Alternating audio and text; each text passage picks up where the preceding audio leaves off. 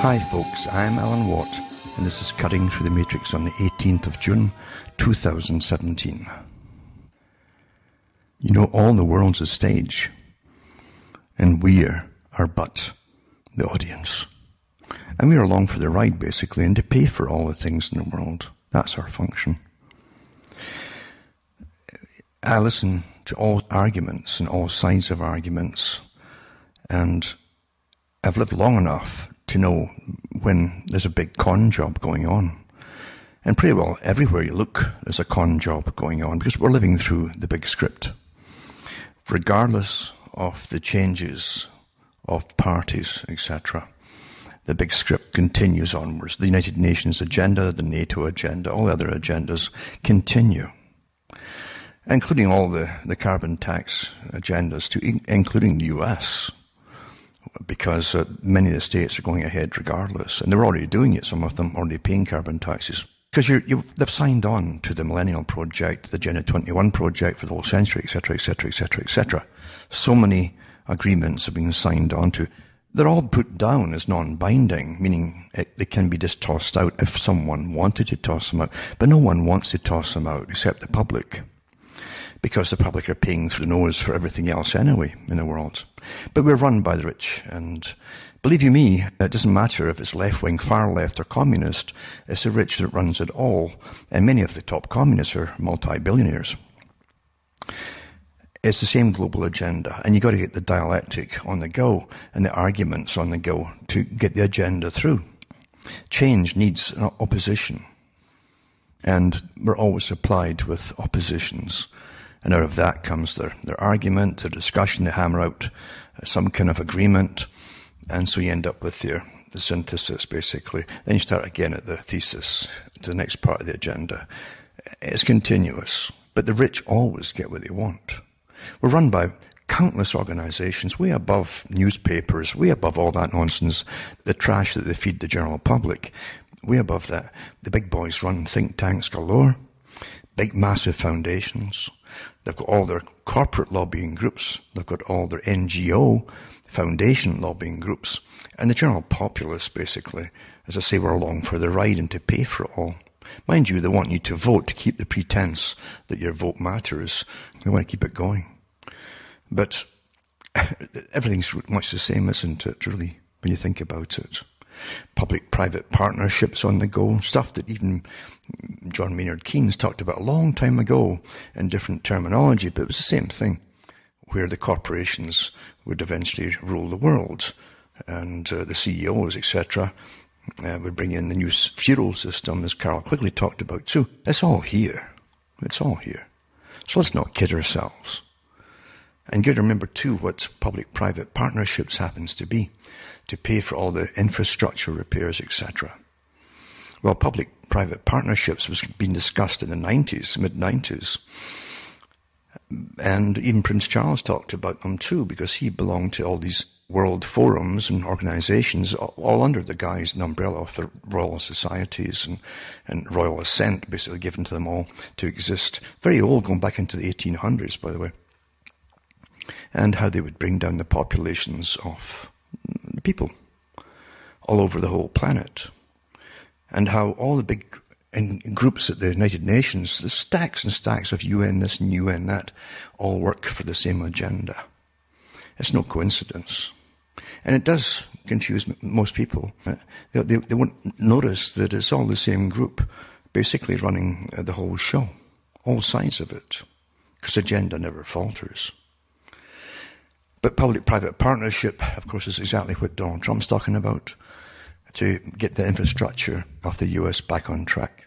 Public-private partnerships means basically that the public finance all corporate infrastructure on any big projects, and you maintain it too through your tax money. And the corporations simply rake in the cash and the profits, and it's a great idea for them, the new feudal system. The same thing goes with the constant, basically reserving parks across the world that were publicly owned. Something that's publicly owned means it's run by government, supposedly as a service, non-profit. But of course, corruption is massive in all organizations, including government too. and you end up getting too many seats on boards of this and boards of that, even though they're government run basically. And it starts to falter. So they privatize them eventually, including public land. Now, when public land is privatized, or public utilities is privatized, it's no longer under the auspices really of the government. It's under the corporation of the whole agenda of this public-private partnership business, reinventing government. Al Gore spearheaded it, in fact, around the mid-90s. Because Al Gore and his ilk are heavily involved in amassing even bigger fortunes than they already have by all the plans that they've got made for taxing you on carbon and everything else too. So reinventing government is to get away from the idea that you belong to a country and the government really is there on your behalf. And now it comes into the new system where private corporations have a bigger say in the whole country and what happens within the country. And they're out of the bounds, basically, of governmental input or even oversight in many cases too. That is the new system. Now, we shouldn't fall into traps like thinking left-wing or right-wing would do things differently. All the parties are on board with this, and the ones at the top of parties are all definitely prepped as to what's going on. They know what's going on. They know who put them in, and it's not the public. And they know what the agendas happen to be, at least enough of them for their time and period in office. They know what it's supposed to be. And lower down the political realm, there are always means, but the guys at the top of governments are led into some of the roles they'll have to play as pretended heads of government to get things through on behalf of those that run the world. And it doesn't matter what party it is, if it's Communist Party, left-wing party, middle of the road, or whatever nonsense they give you, because they're all the same. All the same. It's like Obama, right? The Democratic leader, of course, and he got over $70 million advance, supposedly, on the ghostwritten book about Obama. This is how they pay them off for what they've done when they were in. Bill Clinton got the same too, remember that? And I'm sure every president's got the same thing going. They just churn out their books ghostwritten, and then they go and give speaking engagements for like $250,000 here and there. Not bad, eh? 40 minutes. Hard work, that. Hard work. But we live through incredible times when it's really in your face. A long time ago, it was just as corrupt, probably. Maybe not quite as corrupt, I should say. Like in Britain, I can remember in Britain when petty scandals broke out, even innuendos of politicians, little scandals, and the politician would literally stand down, give up their position to save the party and to save the country. That's how today they stand there and boast about what they've done. That's quite something, isn't it? Because we're getting more and more corrupt all the time. And that's the way of it. It's also the way of it, too, to watch the CFR, Council on Foreign Relations, the American side of Royal Institute for International Affairs, which all has international affairs organizations across the whole planet, but the CFR is what they call it in the US, and used to be in Canada, too, to an extent, although they like to use the CG one as well. But it's all the same organization running everything. And they do mention a lot of what they're up to in their Foreign Affairs magazine, but they also put a lot of deception in there too, knowing the public will read it. Fascinating subject altogether when you think about it, the whole idea of running the world and going through 100 years or more of the movements to run the world.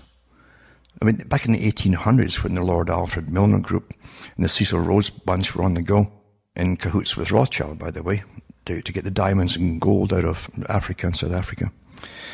It's fascinating to see that the British Empire, as it was called at that time, which controlled about a quarter of the globe.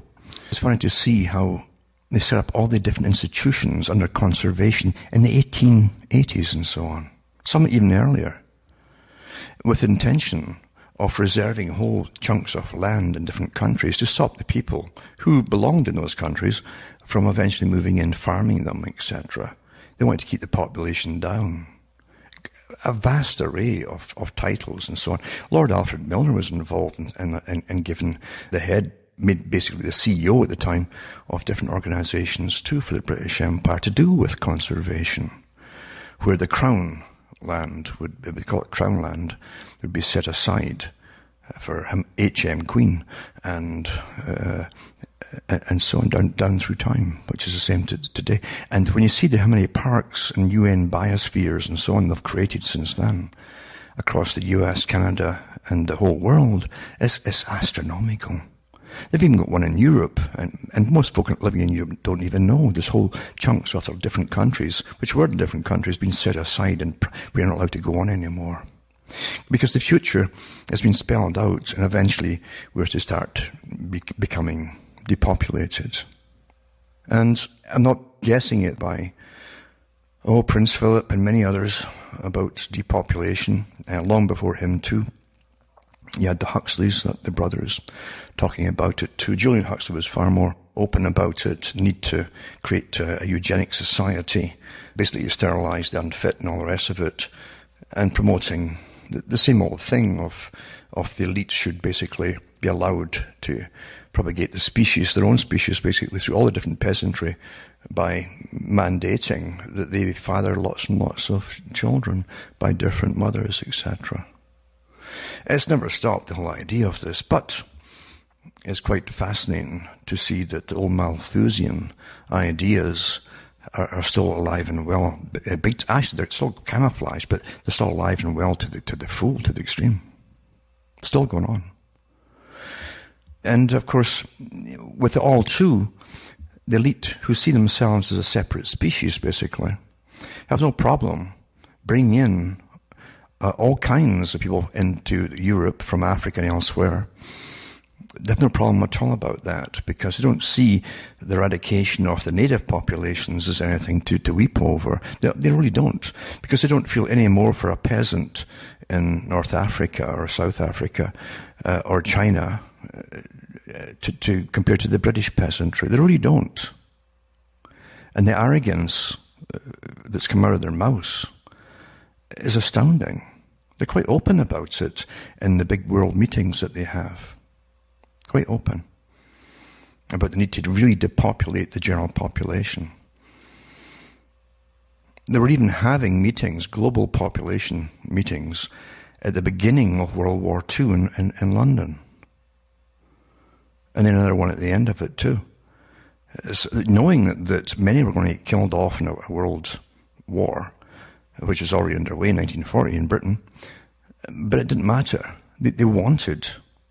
They knew they wouldn't kill off enough, basically. There's never enough.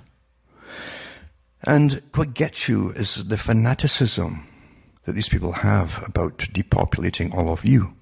But mind you, too, even when they've completely repopulated Britain and Europe with other cultures, they're quite confident they can manage those ones too. And then the contamination that destroyed the native populations via Hollywood and everything else, and all the movies and their own BBC and their TV dramas, etc., all weaponized.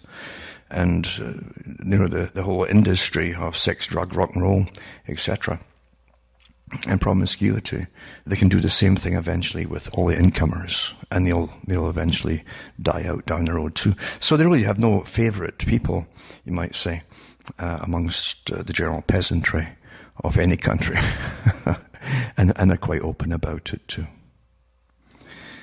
In many of their speeches, again, to the global societies, which they actually run from royalty, basically, you really would fall off your chair if you were there and you heard these speeches about depopulating the general peasantry, basically. They're talking about culling, and that's a term they use. They cull the animals, and they always give the same examples that royalty's always been into.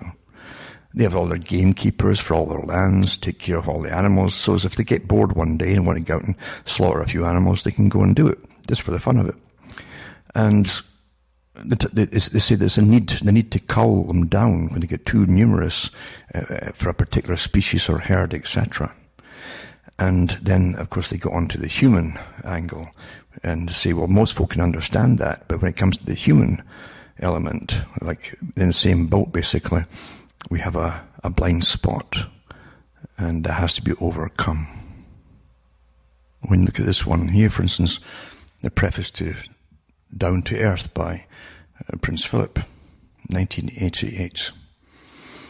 And it says, I don't claim to have any special interest in natural history, but as a boy I was made aware of the annual fluctuations in the number of game animals and the need to adjust the cull to the size of the surplus population. And then he goes on, another one here, when he was getting an honorary degree from the University of Western Ontario, Canada, July 1983. For example, the World Health Organization project designed to eradicate malaria from Sri Lanka in the post-war years achieved its purpose. But the problem today is that Sri Lanka must feed 3 times as many mouths, find 3 times as many jobs, provide 3 times the housing, energy, schools, hospitals, and land for settlements in order to maintain the same standards. Little wonder the natural environment and wildlife in Sri Lanka has suffered. The fact is that the best-intentioned aid programs are at least partly responsible for the problems. Now, the thing is, too, remember that the fact that the mass immigration policies of Britain into Britain, the claim were because the people in Britain were not having enough children for the future. That's the claim of it, which is nonsense too. Because after all, if the whole point of depopulation is to reduce your population, then you should be happy if it's really plummeting, but they're not. They're happy if it's plummeting, but they're also not happy that it's plummeting because they bring in more people to fill the spaces that should have been filled by the folk who lived there in the first place. You can't win, in other words. It's quite amazing. Right? And another one here too, a lecture to the European Council of International Schools in Montreux, Switzerland, 1986, November 14. The great difficulty about life is that we humans are part of it, and it's therefore almost impossible to study objectively. It therefore tends to be anthropocentric and gives scant attention to the welfare of all the other life forms which share the planet with us. He goes on and on and on. And many little quips he's given out over the years of these meetings, trying to get the point across that there's just too many of you. Too many of you, basically. That's the whole point of it. And I look at all of you as a person that I'm one of, because I grew up in Britain, and the history of Britain really was just suffering, basically, through feudal systems, all the way up to the industrial era, where they were crowded into the cities. And back then, they'd have quite a few families, many children and so on, all crammed into single rooms. So sometimes 4 families would have to share the place themselves. They didn't have all the mod cons either, remember, there were electricity or toilets, etc. They were just there to supply the labour, the cheap labour, very cheap labour, and do 12 to 16 hours a day sometimes, quite often in fact, of work for the masters of the cotton industry and all the other industries that they had, and the mining industries as well. And then after that, when they were supposedly coming up into a better lifestyle, you had World War I and World War II, etc., etc. And they were taxed for it into the ground, basically. And the country never really recovered. Now, the multi-billionaires became even wealthier because they ran the arms industry. And they were in cahoots, of course, the elite of Britain, with the big bankers that they already had fronting for them in the US that lent to all sides during World War I. And the incredible, and I've got the records here of who made how much money. It's just astronomical of what these big bankers were doing with their loans. And again, when they claim it's a dodgy loan because you might lose the war, they made sure that the win or lose, you'd still pay up, and the compound interest would be astronomical because they were lending at an incredibly high rate of interest too. So war is great for business, for the big banking families. Again, too, you can go into so much of that. But again, you've got to understand that when you have people like Prince Philip and the organization going back into the 1800s that runs all the different conservation organizations that you hear of today, all the well-known names, they partially fund them. The big foundations also front for them all. They also fund them, and they all work under this umbrella group called the United Nations, which again is the embryo for world government, set up a long time ago under the League of Nations to try and bring in world government too. And the Council on Foreign Relations, Royal Institute for International Affairs, they're all part of the big push to bring in their own system. Even when they pretend once in a while to disagree or argue with each other, they're not arguing at all. It's to confuse the public so you don't catch on that one massive system runs the world. And you're living through its agenda. And you've no say in the matter. Philip also said, a farmer is respecting the natural system and practicing what ecologists refer to as maintaining a sustainable yield. Very important term, that's sustainable. It's through everything today. Goes on to say this is the basis of the economics of nature. It's just as important as the economics of money, since no human activity can be considered in isolation from the natural world, which is our life support system. In other words, once you have interfered with the balance of nature, it becomes necessary to maintain the balance by artificial means. This means that some animals have to be killed in the interest of maintaining the health and the viability of the species as a whole, as well as the benefit of other more vulnerable species. Unfortunately, there are many people who object to that sort of thing. Ecology is not concerned with the fate of individual animals. It accepts the concept of the exploitation of surplus natural resources because that is in the way the natural system, how it works.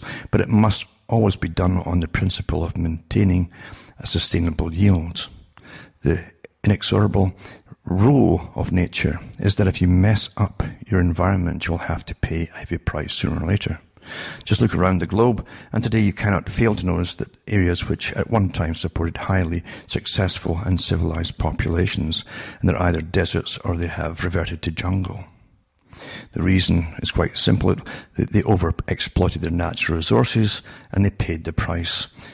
It is naive to think that we can escape the same fate for very much longer. We're only managing to put off the evil hour by frantically digging up and using mineral resources that can never be renewed. As if that were not enough, we are polluting the atmosphere, the land, and the waters with every kind of noxious substance, and so on. So you understand, it's fine for them to go around in their big jets around the whole planet, some of which even have their big cars in it, like Rolls Royces and so on. They're Prince Charles likes. But for you, see, it's all your fault, what's happening to the world, not theirs. It's your fault. It goes on and on and on. As I say, that there's so many quotes from this particular guy. Prince Philip's been hammered occasionally for putting his foot in it, you might say, because he's rather blunt and straightforward. Mind you, I'd rather have someone who is blunt and straightforward than someone who smiles to the public and gives different talks completely to his own peer group. And you find that Philip is basically straight to the point, regardless of who he's talking to, doesn't matter. And if more people actually were more open like this, we'd know exactly what's going on. And unfortunately, there's too many folk that can bite their tongue and play to the public, basically. It's sad indeed. But anyway, you'll find lots and lots of gaffes, you might say. Like a gaffe is where he puts his foot in it from different comments that he's made, because he's very, very blunt. But it also shows you the arrogance of those who simply inherit the positions that they have, basically. And they're related, of course. And they do believe that it's their gods or whatever deity they happen to pray to or believe in, including themselves, that is, that they have the right to rule the planet and that they are much more intelligent. They really believe they're more intelligent, even though their offspring tend to be rather dull in the academic realm. But reality doesn't matter. The fact is they do have these opinions. It's more than opinions. They are actively involved in trying to get the world to depopulate fast. And when you look at the wars across the world that are kicked up now and then, and when you look at the famines you have in different parts of the world, including Africa at times too, because of warfare, or because certain foodstuffs aren't getting in or out or into a particular area, or populations that used to migrate, and it's a big, big thing too. They would migrate across borders into other territories. At one time, it was all just land, basically. There were no territories to an extent. Now they all have territories and borders, etc. And now they can't move when it's their time to move into other grazing lands, etc. And so they end up starving. There's corruption everywhere, naturally, too. And I think the corruption is really always managed. People at the top are always bought off, and that's the way the world operates, unfortunately. And you can always find corrupt people in all nations. Africa's definitely got its hands out too, from its leaders to the world. That's its downfall too, to an extent. But the big globalists, as I say, they have no problems with being involved in fomenting wars across the world. And then pointing to the wars and then blaming the whole of society everywhere for causing them, because it's always your fault. It's your fault that you breathe, of course. And after all, it's only the fit who should survive into the future. That's what Philip really means here, is that those who have held on to their power through generations, power and wealth through generations without losing it, are the rightful inheritors of the planet. That's what they truly, truly believe, and there are many statements that have made that too in the past. So all of you and all of me have to just die off and go quietly. That's what they want. And as I say, you could spend days and weeks going through all the different quotes by those at the top on this particular subject of all of us and how we should just go quietly. That's quite something. Now, getting back to what I was saying at the beginning, and that was to do with sustainability and then into public-private partnerships. This big con that was launched upon the world when they came out with Reinventing Government, and that's how they would do it. Now, as I say, you're defined by your own position within a nation, even though that's on the way out naturally, by those who own the world. But what they do is to get you to accept the fact that it's changing, even though you have no say in the matter.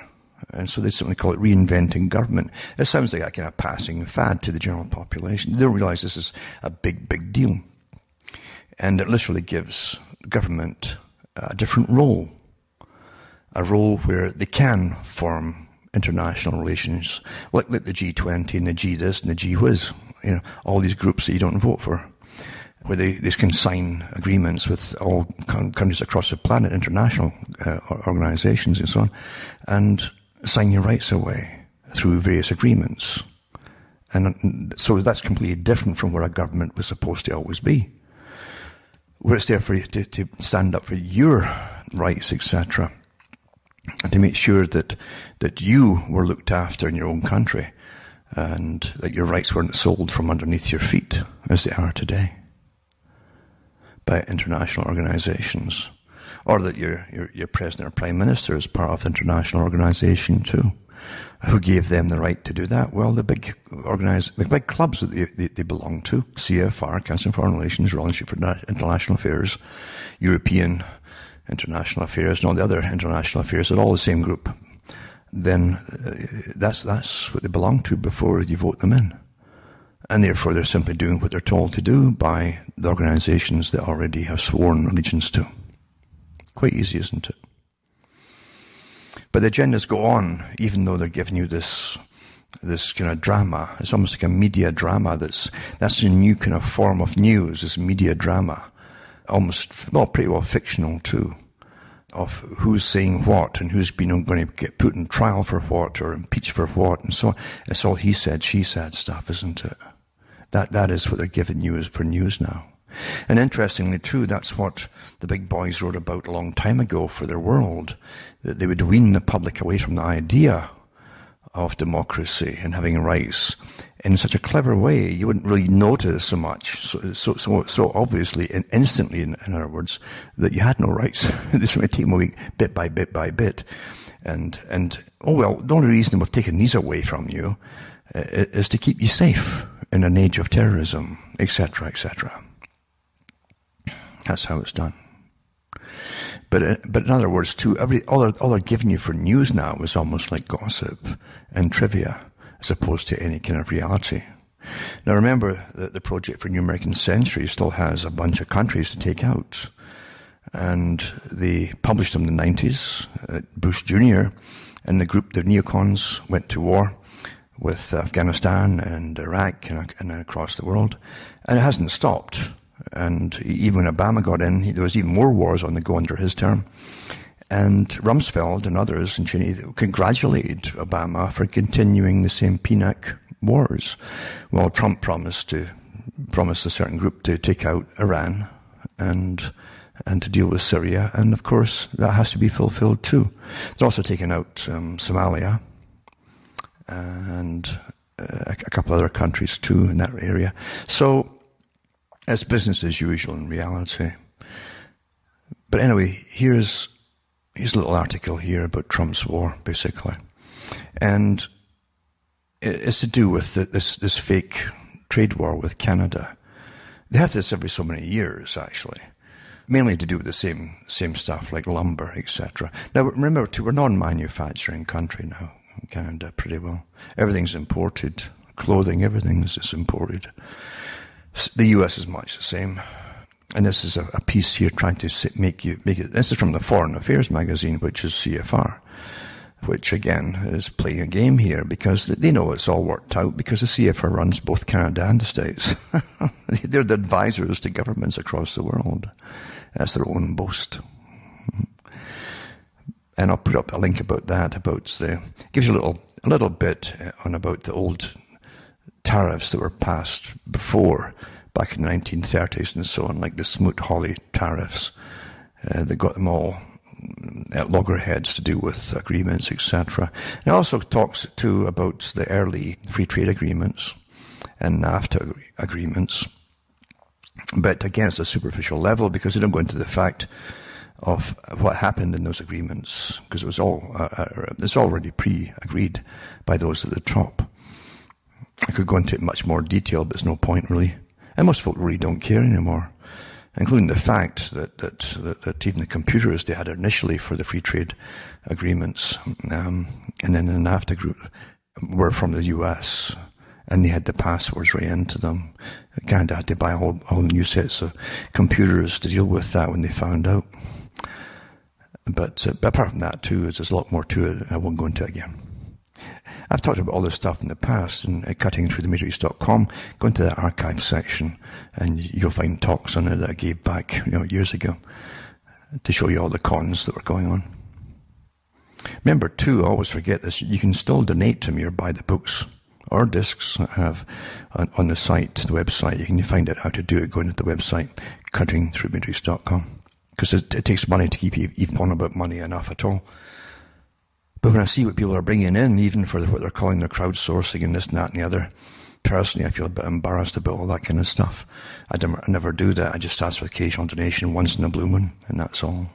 So remember too that everybody's here. It's like television. We're all here until we die. And then one day we're not here, and you wonder, why not? That's what you'll wonder, why not? And to be honest with you too, the old system that was on the go right up into the 90s, late 90s, is all gone. The whole system of fighting the globalist system is all gone. It's been taken down very cleverly. There's a big story to that too of the Trojans they put in to bring it all down, if you haven't noticed. Some of you may have noticed, I don't know. But we go into this article here. President Donald Trump is launching a major push for $1 trillion overhaul of the nation's roads and bridges. That's $1 trillion. A key item on his domestic agenda has gained little traction and so on. And he plans a series of events this coming week to highlight his effort to modernize American infrastructure, highway, waterway, electrical and airway systems on which the nation operates. Now, again, that all goes right back to the 90s. Al Gore reinventing government and basically privatizing all the government, all publicly owned areas, basically. That's what it means. That's what all this is about. The really privatization of everything. That's your highways, your waterways, electrical, airway systems, everything. That's what it means. because something's either public or private. But when you get public-private partnerships, you're into their whole reinventing government system. And if they want to reinvent government, then they should have a vote for everybody on that. But they never will. So don't take these little terms like they're light, reinventing government or public-private partnerships. This is the big, big globalist agenda. And it says the Trump administration, and mind you, it wouldn't matter who's in, left wing or right wing. They're all on the same agenda because they're all getting advice from the same people, same organizations. It says the Trump administration has struggled to gain traction on many of its economic policies. Job growth has slowed in recent months. Recent months has slowed all the time instead of accelerating as the president predicted. He said his tax legislation is moving through Congress, but his efforts have been stalled and no bill has been written, etc., etc. The agenda has been overshadowed by the ongoing probes into where Trump's campaign officials are associated with Russian officials. Well, they're not going to let up on this stuff, really. It's just amazing. And the US is almost at the edge of some kind of civil war, which is kind of farcical because, as I say, it wouldn't matter if it's left-wing or right-wing. The main agendas go on to suit those at the top, not to suit the general public. Now, this article talks about Pence. This is Pence pushes infrastructure public-private partnerships amid failure in Indiana. On Wednesday, Vice President Mike Pence cancelled an interview with PBS out of the blue, provoking speculation. The growing controversy around former FBI Director James Comey must have gotten to the man known for having a stone face. But there might have been another reason, and on Monday the state of Indiana announced it would take control of a troubled highways construction project, Interstate 69 between Bloomington and Martinsville. The contractor, the Spanish firm Insolux Corson, is facing bankruptcy and has been missing deadlines for months. By the way, I think there's one or two banks just failed in Spain as well. It says, who brought Insolux Corson to the state? It was Pence. As governor, he signed a 35-year-old public-private partnership with the firm in 2014 to finance, construct and maintain a section of the highway. Pence said it would provide better value for taxpayers than if the state used the traditional and cheaper method of public financing. But with only half the project completed and taxpayers left cleaning up the mess, one wonders what he'd say now. We're always getting ripped off, aren't we? And I think these rip-offs are meant to happen in the first place. We no intention of finishing the jobs. It says Monday also happened to be the kick-off for week-long rollouts of the Trump administration's infrastructure plan, which would rely heavily on public-private partnerships.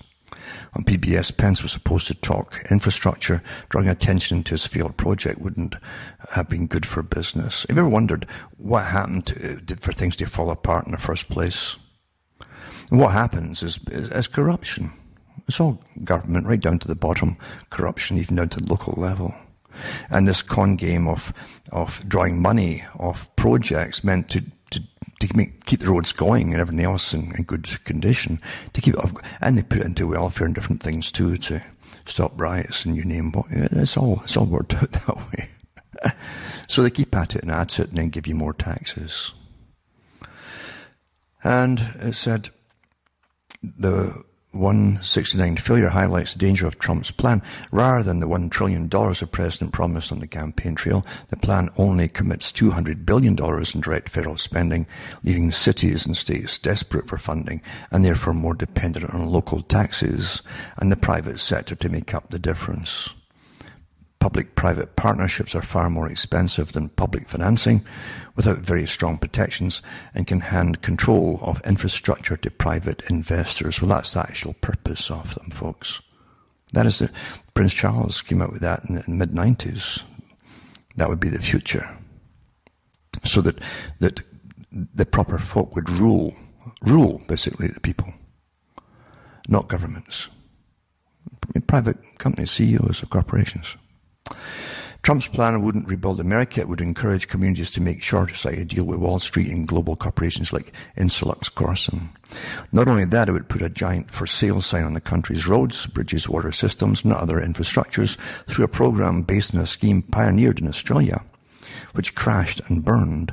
The federal government would pay a bonus to cities and states to outright sell public assets.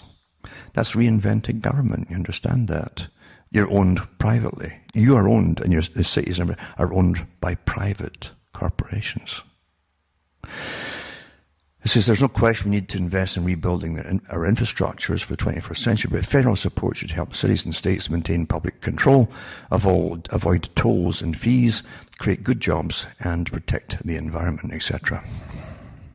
Trump's plan clearly helps someone else, Wall Street and global corporations, but as I say, there really are no good guys here. It's all left and right. It's all the same. It's one agenda, and they all know it too. They all know it. Of course they do. That's quite amazing. Also, last week, President Trump unveiled the details of his forthcoming infrastructure plan. His vision is remarkably different from his predecessors. The forthcoming transportation modernization plan from the administration would, amongst other things, leverage private sector capital and expertise for projects. So this is a rah-rah one for it. It's good to see the different things all pushed in different points of view. Yeah. It says this here, to no longer can we allow these rules and regulations to tie down the economy. I mean, paperwork. It says chain up our prosperity and sap our great American spirit, Trump announced. That's why we will lift these restrictions and unleash the full potential of the United States of America. To accomplish this effort, Trump dedicated a new office in the Council of Environmental Quality, an important program housed in the White House that coordinates energy and environmental policies across federal agencies to promote transparency and streamline processes, and so on and so on. You can't be bored reading this rubbish, eh? Really, you know. And then New York Times too, on the same topic, Trump plans to shift infrastructure funding to cities, states, and business. Oh, much the same stuff. Some are for it, some are giving it the rah-rah thing. It's wonderful, wonderful, etc. Another article too has to do with the nonsense of politics, especially when they're running for election. Because they're all the same. All politicians are much the same, pretty well. Because they're all fronting for bigger organizations way above them, even when they're rich. Throughout the presidential campaign, Donald Trump blasted his rival for taking money from Saudi Arabia, which he regularly charged has a horrific human rights record and was behind the attack on September the 11th. He says, you talk about women and women's rights, so these are people that push gays off buildings, these are people that kill women and treat women horribly, and yet you take their money, he complained. Trump, of course, has never been married to anything he has said in the past. I mean, he's got a fluid point of view. But even by Trumpian standards, a recent series of deals he struck with Saudi Arabia stand out. The two that make the news, $110 billion arms deal with this group that he was blasting supposedly when he was running. It's all action. It's acting. Sure, it's acting. Of course it is. So the $110 billion arms deal and $100 million gift to Ivanka Trump-inspired endowment are remarkable in their own right. But the third, which was rolled out much more quietly, is less stunning. The Saudi kingdom joined forces with a top outside advisor to Trump to build $40 billion war chest to privatize U.S. infrastructure. There you go, public-private again. The vehicle would employ the same kind of public-private partnerships known as P3s the Trump administration has endorsed for its $1 trillion infrastructure plan. The deal hands over control of projects to rebuild American roads and bridges to private sector and a foreign country. The Saudi Public Investment Fund announced its $20 billion investment with Blackstone, the private equity giant whose CEO, Stephen Schwarzman, chairs the Strategic and Policy Forum, a key group of private sector advisors to President Trump. It's more than just that. In recent months, Schwarzman has become a key advisor to the president, speaking to him as several times a week, according to Politico. Schwarzman, who has an estate near Mar-a-Lago, has known Trump for years, is a Republican mega donor, giving out $4 million to super PAC that supports conservative candidates in the last election cycle. And it goes on and on and on. But the agenda goes on. It doesn't matter. Same agenda. It wouldn't matter who was in. It really wouldn't matter. That's all the bitching's about. It's just the group that gets in can skim a lot of money into their own particular areas, preferably their own. But as long as they get the main agenda through, that's allowed, you see, by the rulers of this big planet here. So it's really just a complaining. It's a beefing match. They're all beefing about this and beefing about that, but the big agenda must go on. Another article too. The vague proposal, which according to his administration will be worked out in detail by the fall of this year, and will lead to the mass sell-off of public infrastructure throughout the country, while simultaneously slashing the transportation budget. The plan earmarks $200 billion over 10 years. There are no details yet. A Trump administration memo suggests that the bulk of money will be given to states and local governments as incentives for privatizing public infrastructure. It's a selling off of your country, is what it really is. But you really should look in to all the parks they create, to every administration, Canada, US, Europe, across the whole planet. They're constantly making new parks too that you can't get on, etc. That's how they also create a lot of starvation in Africa. So it's all the folk couldn't even move because they weren't allowed to cross over parks to get into the next place where they would graze or whatever. It's quite clever how they do it, isn't it? Very old idea. The system's very old. And the system of managing human beings is very, very old indeed. And we're managed just too well these days, aren't we? It's pretty well perfect. But as I say, I'll put all these links up for you to look through, and you can work out for yourselves.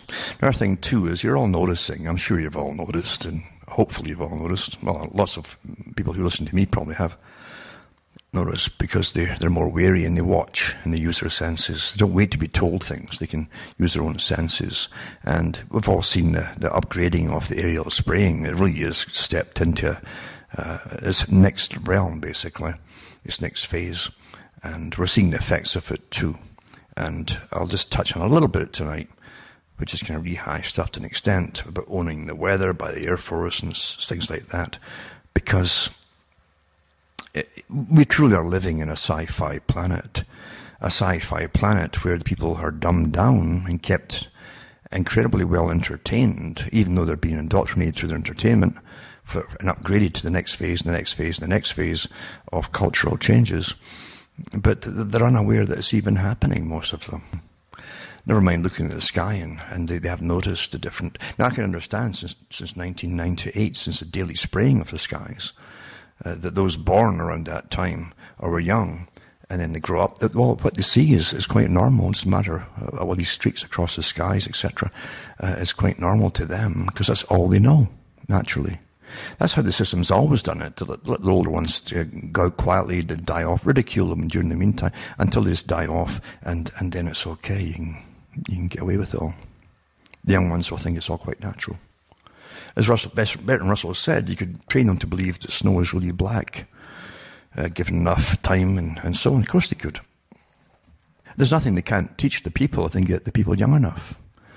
But also, too, I'm going to put an article here on Dr. Tim Ball, that crushes climate change, the biggest deception in history. And it says that with a 50-year academic career for focusing on historical climatology, Dr. Tim Ball is uniquely qualified to address man-made climate change, and he demonstrates that it is a flat-out hoax. Thinking people everywhere should get multiple copies of this book and hand them out to everyone they know. And it says... President Trump was correct to withdraw from the Paris Climate Agreement. He could have explained that the science was premeditated and deliberately orchestrated to demonize carbon dioxide for a political agenda. Wisely, he simply explained that it was a bad deal for the United States because it gave a competitive economic edge to other nations, especially China. A majority of Americans think he was wrong, so it says, but more would disagree if he got lost in the complexities of the science. He says, I speak from experience, having taught a science credit course for 25 years for the student population that mirrors society, with 80% of them being art students. And promoters of what is called anthropogenic global warming knew most people do not understand the science and have exploited it. So the plants need more atmospheric CO2, not less. He goes through all the usual stuff, which we've all known about too. And again, I've read all the articles before from all the big front organizations for the United Nations and the big foundations that plan the future for the world, talking about it being a hoax, but it doesn't matter, it'll get their job done and they can redistribute the wealth across the planet. And of course the wealth, of course, is not going to go to the peasants, to different causes altogether, as you well know. But this article here goes through all the wrong science and why it's wrong, etc., etc. And it's quite amazing too. Another article I was reading was talking about, the carbon sinks. Oh, carbon sinks. Oh my goodness me, we need places like the Amazon jungle to help take the carbon out of the air. And that's where they're finding the highest carbon dioxide is down there. That's quite something. That's a different article though. But I'll put this article up tonight. And also, there's one here. It's the Australian Climate Skeptics blog, and quantifying the consensus in global warming. And it's by Christopher Monckton, as you well know. He's been involved in this for quite some time. And he goes on about the nonsense again of initially it was going to be the global freezing, the coming ice age in the 60s, and they changed it to global warming. And once again, the climate didn't cooperate with the big agenda, so they simply call it climate change now. It's quite sad. And you can't lose with that, because it can be anything at all is climate change. Even the weather from day to day has always been climate change. But again, the agenda is for a big new form of trading on stocks, etc., and carbon capture and all that nonsense, which is all abstract nonsense, basically. Money for nothing, basically. Isn't that wonderful? You don't have to actually even put a space ahead and say, see, I've got 1,000 billion tons of carbon in there. You don't even need that. All you have to do is have a good imagination. Imagine that I have 1,000 billion tons of carbon in there and pay me money. Isn't that beautiful? But unfortunately, you have to be certain people pre-authorized to get in on that act, because you won't get in on it. But they can do it. And over the years, I've read articles where ships going out to study the climate and north, south poles and so on, got trapped in the ice, and this is after they called it global warming, and then they get trapped in the ice and then they have to get rescued. Well, here's another one. And it says, large Canadian Arctic climate change study cancelled due to climate change. The science team with a Canadian research icebreaker, CCGS Amundsen, has cancelled the first leg of its 2017 expedition due to complications associated with the southward motion of hazardous Arctic sea ice caused by climate change. This regrettably postpones the much-anticipated Hudson Bay System study, involving 40 scientists from 5 universities across Canada. And guess what it costs? This is a taxpayer, I guess, $17 million for these 40 scientists, for a 4-year university study. The need to deal with extreme ice conditions in the south meant the ship would arrive too late on site to meet research objectives. Decision to terminate 2017 program has significant impacts on partners and the large number of graduate students involved. Considering the severe ice conditions and increasing demand for search and rescue operations and ice escort, we decided to cancel the base's mission. A second week of delay meant our research objectives could not be safely achieved. The challenge for us all was that the marine ice hazards were exceedingly difficult for the maritime industry. And down below, it says here, at least we now have an answer to the question, what do Arctic researchers do if they're stuck in port for 2 weeks? The answer is they find new ways to torture the English language, because they can't just be straight about anything anymore. It's climate change, this got them trapped, etc., etc. But again, there's not supposed to be any ice left down there anyway, according to the nonsense they keep putting out there. And also, too, wind power fails in Canada, 23-year lifespan, not likely to be replaced. And the oldest commercial wind farm in Canada headed for the scrapyard after 23 years. It's falling apart and so on, needs upgraded. And they've got their hands out waiting for the government to give them all the money. Again, public-private partnerships where you can't fail. And no doubt the taxpayer will end up funding it all. And so on. If it wasn't for the public, there'd be no profits at all, for all these big corporations. And they just keep taxing you and taxing you with all these wonderful, ridiculous ideas because they have these agendas there. And you're not going to be allowed to burn coal, for instance. Oh, no. Radiation is good from nuclear plants. That's okay. But yeah, it's awfully expensive to keep these big, massive windmills going for all that they churn out. Never mind the maintenance they need too and the cost of that. So says the Trans-Alberta Corp says Tuesday that blades on 57 turbines at its Cowley Ridge facility near Pincher Creek have already been halted and the towers are to be toppled and recycled for scrap metal this spring. The company inherited the now obsolete facility, built between 1993 and 1994, as part of its $1.6 billion hostile takeover of Calgary-based Canadian Hydro Developers, Inc. in 2009. So there you go. And just to finish it off, a little interesting bit of trivia really in a way. It's with the old safe havens underground for the elites and the government, continuity of government, to survive nuclear wars and plagues and goodness knows what else, etc. from the Cold War. Well, they've been upgrading these sites quietly for a long time. They always do that, actually, and to get it ready for something, just in case anything should actually happen. Not for you, peasantry, no, but for the elite and for government officials, etc. The important people, and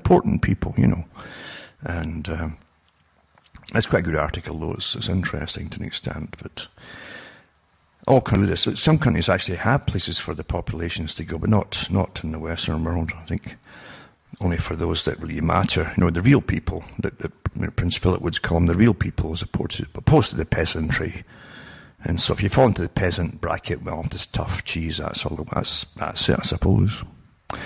Anyway, I hope you're all doing okay and getting through these hard times, because we've all noticed the dollar's plummeting in value and purchasing power. More so in Canada, because we were bailed out by the US during the 2008 crisis that all the banks were subject to. But we're not supposed to know that either, by the way. That's why the dollar in Canada was agreed to be much lower than the US one. Anyway, from myself, Alan Watt from Ontario, Canada, where it's now pouring rain due to all the spraying that it had today in the skies. It's good night, and may your God or your gods go with you.